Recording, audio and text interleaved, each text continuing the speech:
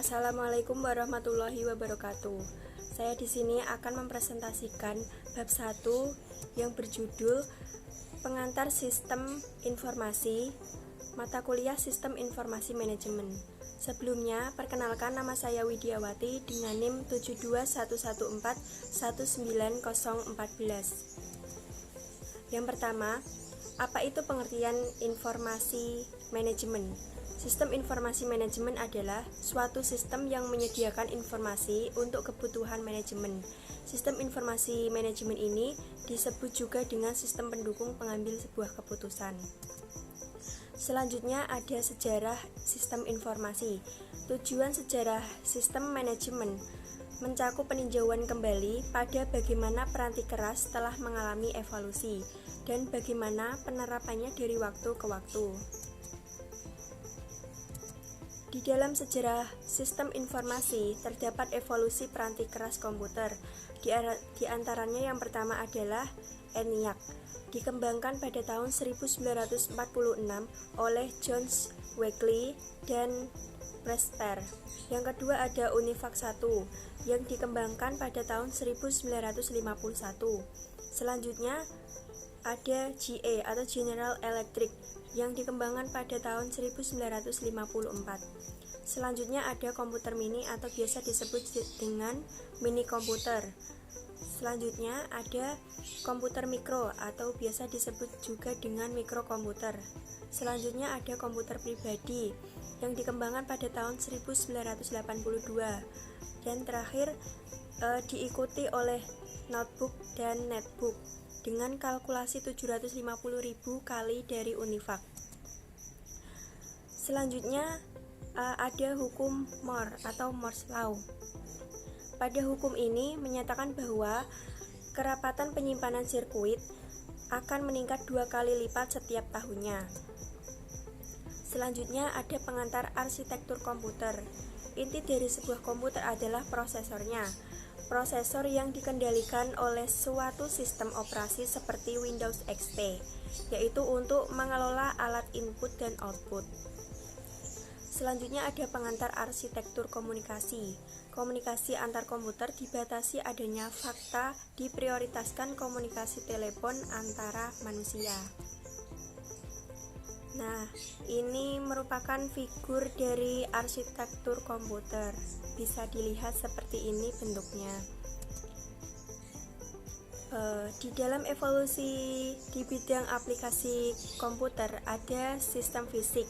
Sistem perusahaan yang terdiri atas sumber-sumber daya berwujud bahan baku, karyawan, mesin, dan uang. Adapun 5 sistem. Sistem yang pertama adalah sistem pemrosesan transaksi. Gambar tersebut adalah model dari sistem pemrosesan transaksi, mulai dari input, transformasi, dan output dari sistem fisik perusahaan. Data dikumpulkan dari semua sistem fisik dan lingkungan, lalu dimasukkan ke dalam basis data atau database. Peranti lunak pemrosesan data mengubah data menjadi informasi bagi pengubah data menjadi informasi untuk manajemen perusahaan dan bagi individu dan organisasi di dalam lingkungan perusahaan. Sistem yang kedua ada sistem informasi manajemen. Dalam sistem informasi manajemen akan menghasilkan informasi melalui penggunaan 2 jenis perangkat lunak, yaitu perangkat lunak pembuat laporan dan model matematis yang menghasilkan informasi sebagai hasil dari suatu simulasi atas operasi perusahaan. Sistem yang ketiga ada sistem kantor virtual, di mana konsep kantor virtual yaitu melakukan aktivitas kantor tanpa bergantung pada satu lokasi fisik tertentu. Sistem yang keempat ada sistem pendukung pengambil keputusan, di mana suatu sistem yang membantu seorang manajer atau sekelompok kecil manajer untuk memecahkan suatu masalah. Sistem yang kelima ada sistem perencanaan sumber daya perusahaan, di mana sistem berbasis komputer yang memungkinkan manajemen seluruh sumber daya perusahaan dalam basis keseluruhan organisasi.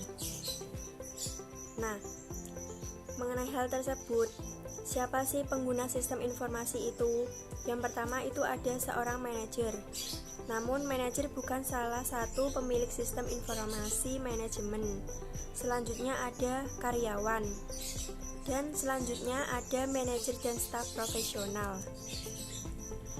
Nah, saya punya dua pertanyaan, yaitu di mana manajer ditemukan dan apa yang dilakukan oleh seorang manajer.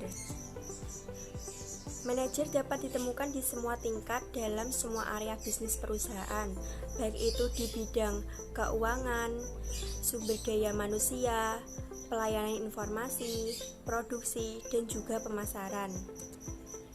Selanjutnya, tingkat manajer dapat memengaruhi sumber informasi dan juga dapat memengaruhi bentuk informasi yang terdiri dari 3, yaitu sebagai tingkat perencanaan strategi, tingkat kontrol manajemen, dan tingkat kontrol operasional.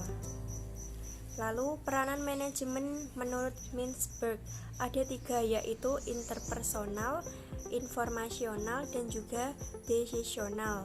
Interpersonal tersebut ada 3, yaitu sebagai tokoh utama, sebagai kepemimpinan, dan juga sebagai penghubung. Lalu yang informasional itu ada 3, yaitu pemantauan, sebagai penyebar, lalu sebagai juru bicara. Yang ketiga, decisional ada 4, yaitu sebagai kewirausahaan, sebagai penyelesai masalah, sebagai pengalokasi sumber daya, dan sebagai negosiator.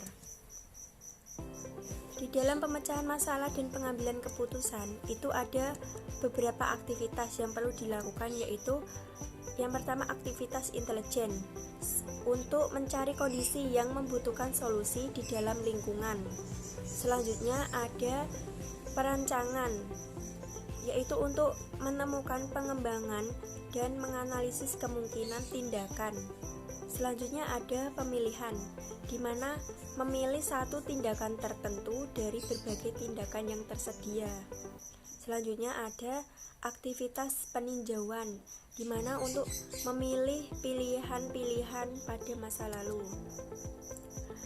Dari aktivitas tersebut terdapat informasi yang dapat diambil solusi. Terima kasih atas perhatiannya. Mohon maaf apabila ada kesalahan kata. Wassalamualaikum warahmatullahi wabarakatuh.